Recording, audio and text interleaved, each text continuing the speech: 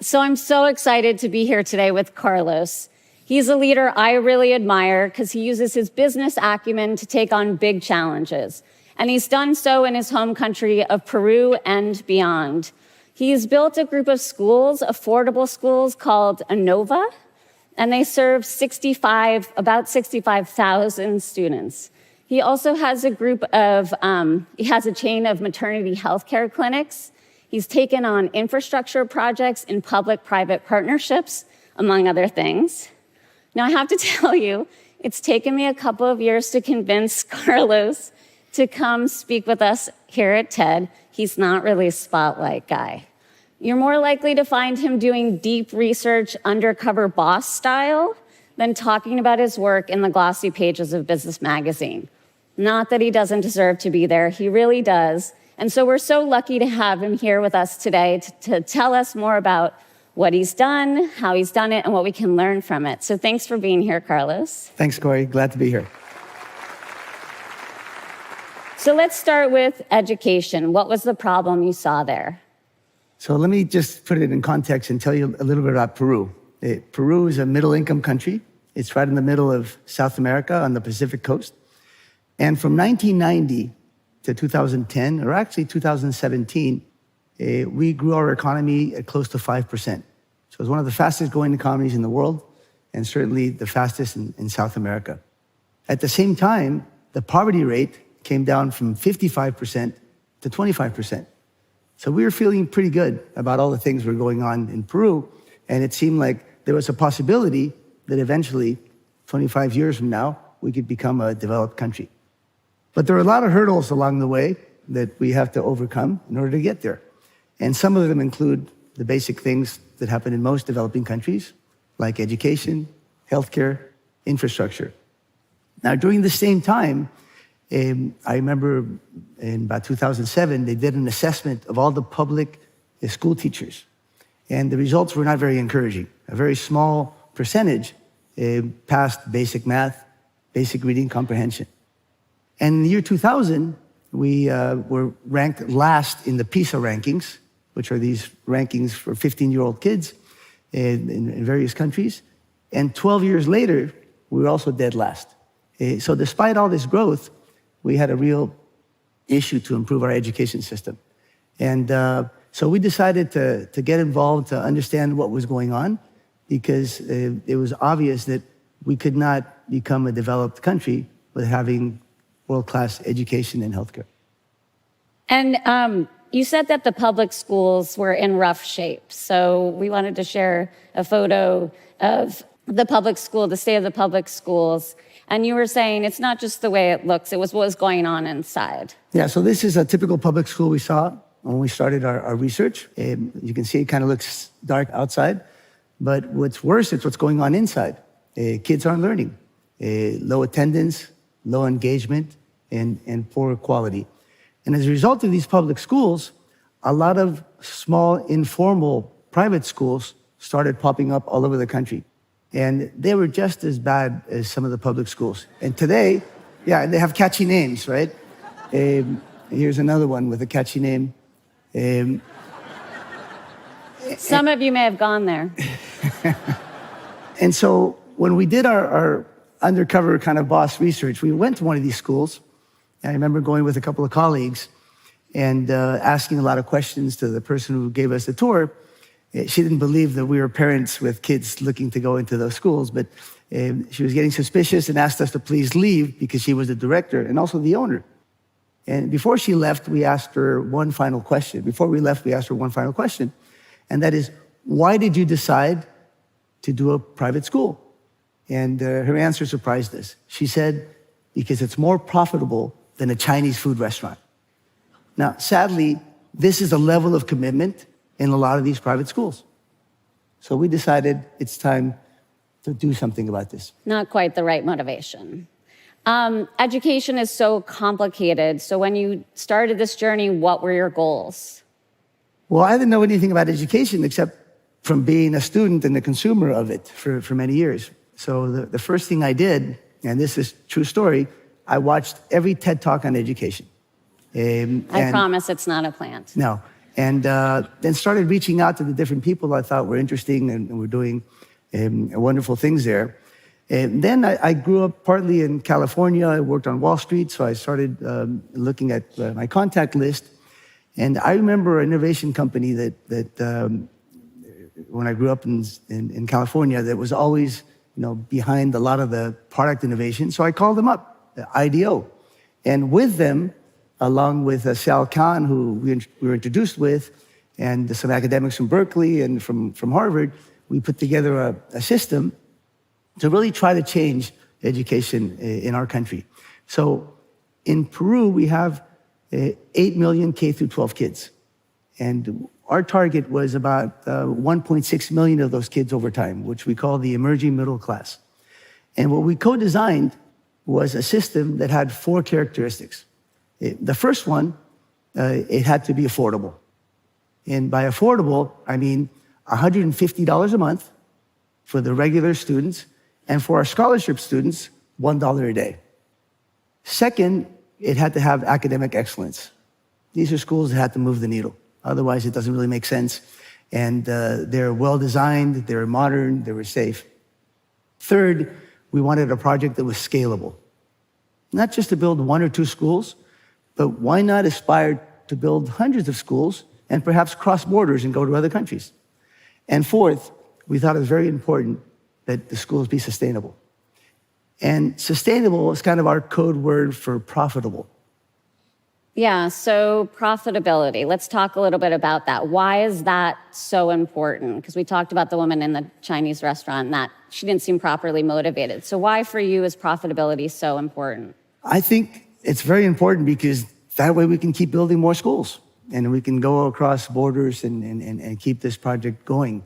It's very ambitious. It's very ambitious for the teachers. So I imagine someday in some neighboring country, a mom and dad having a conversation about where to send their kids to school. And maybe one of the parents say, hey, what about that school where the Peruvians are teaching? So imagine that, going from last in education in the world to being the teachers of our region. That would do so much to the self-esteem of our country, Peru. All right, so that goes back to what you were saying about sustainability. Profitability for you equals sustainability. So there must be some trade-offs that you're making to make these schools reach profitability. What are some of those trade-offs? Sure. When you start kind of with a fixed, price that you can charge, you can't do everything. So sometimes our students have to share tablets. We don't have swimming pools, but we have very nice spaces where kids can learn, they can collaborate. We use a blended learning model, which is solo learning and classroom learning. This is an image of one of our schools. And the next is an image of our rock star math teacher from middle school, Sal Khan. It's a funny story. When Sal came to visit us in Peru many years ago, when we were just starting out, he came to our math lab, where we have 60 kids and 1 monitor looking and helping the kids that need help. And as I was talking to Sal and a couple of other people with him, as you know, he never appears in his videos. It's just his voice. And one of the young kids said, hey, that sounds like Sal Khan. Is that Sal? And before you knew it, word got around, a big, huge line of all these kids asking Sal for his autograph. Their math teacher. It's a really wonderful story. A nice rock star to have stop by. So let's shift gears a little towards healthcare. What did you want to do there, and what have you done in that space? So healthcare was as broken as the education system. Maybe the slight difference is in education, you have to have a real sense of urgency, otherwise you miss the entire generation. And in healthcare, we are fairly lucky that we still have a young population. So perhaps we have a little more time to go through this. But our healthcare system is universal healthcare.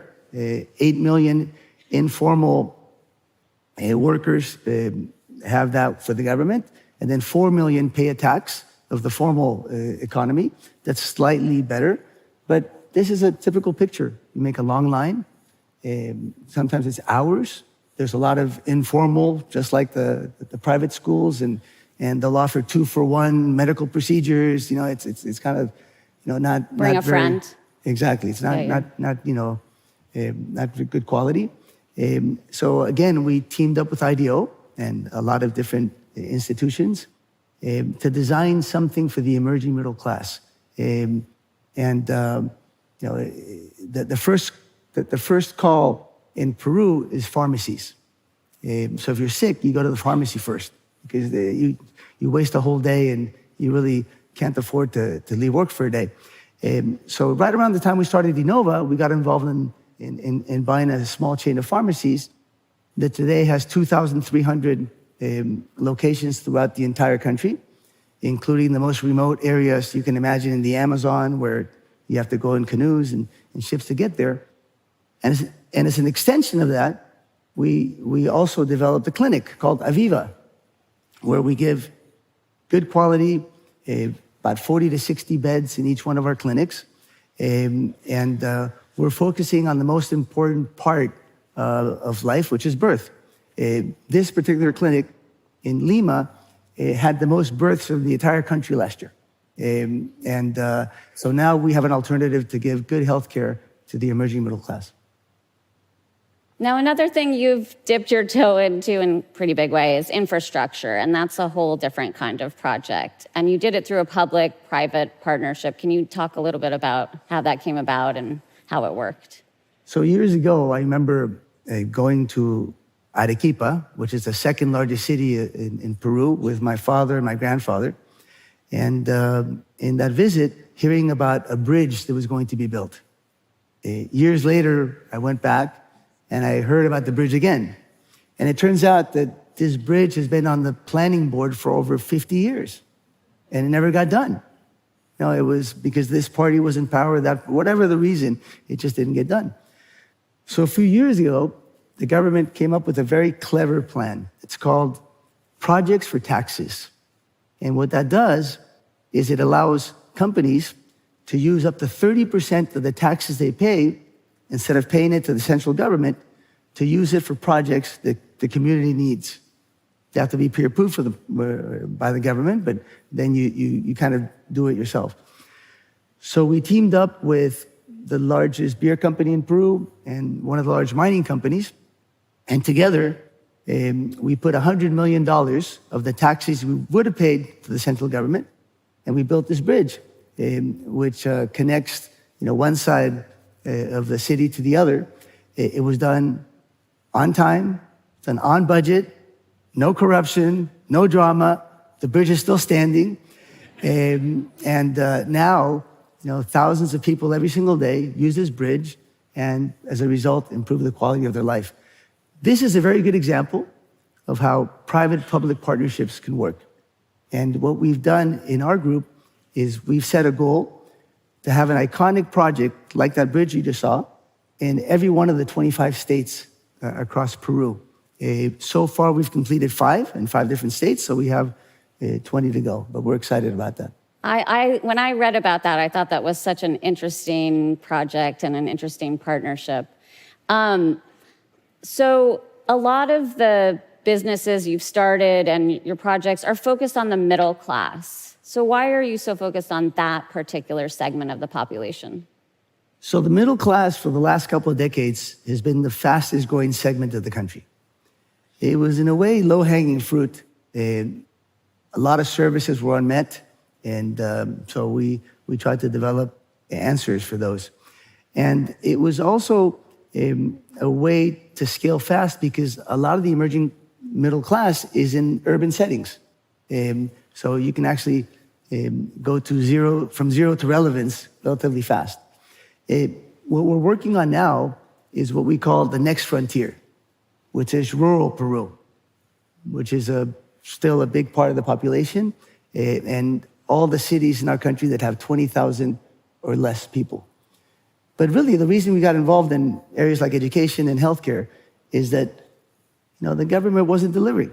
If you're familiar with Peru, you know what's been going on. We've had 6 presidents in 6 years. Now, the last president before the current one had so many cabinet changes that on average, every 5 days, we'd have a new cabinet minister. So ask yourself, if you're running an organization, you can't get even through the weekend. Maybe Monday he's here, Friday they're gone. And so it's very, very hard to get things accomplished from the government side. So what should we do? Should we wait for that Batman president to show up? Or should we get involved? And I have to admit that for many years, I would attend conferences and would do what a lot of people do, the golf clap, and then go back to your work and say, yeah, I'd like to help, but, and then the next year, another golf clap, and kind of the same thing. But we really believe that the private sector has a very important role. It's 80% of the economy in our country.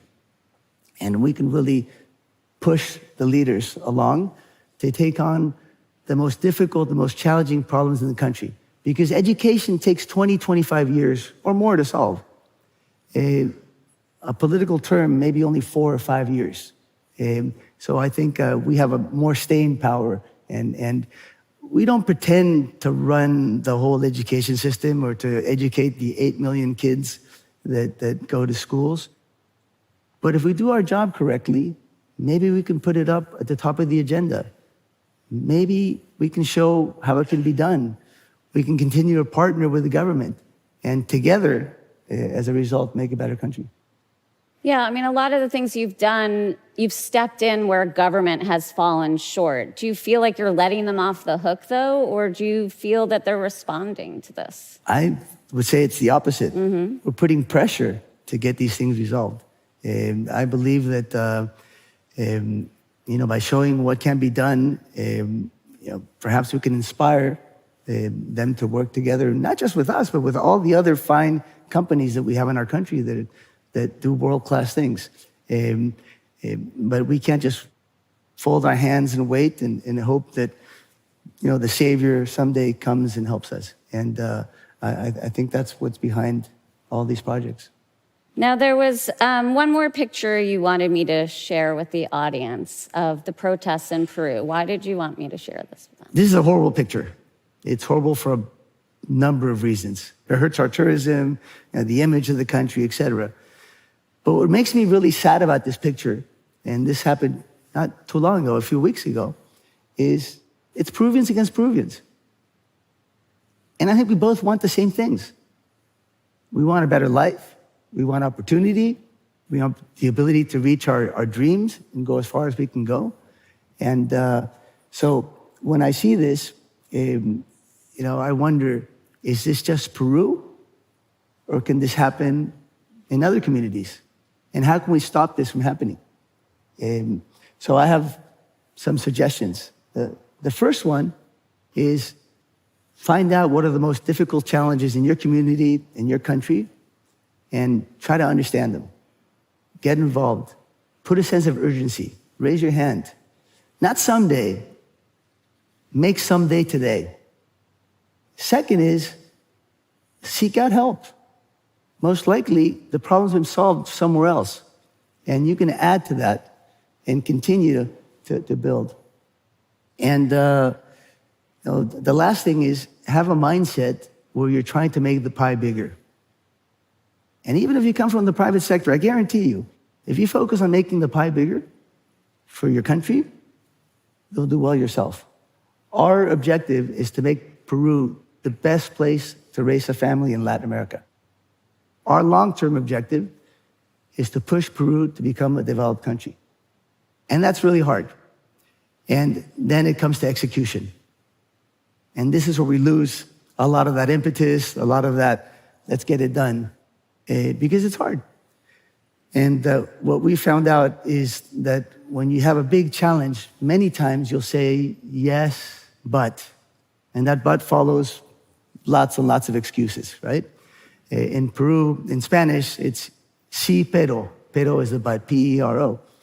So we decided to make it a little easier. And why not change that O to the U and wake up every morning and say, sí, Peru.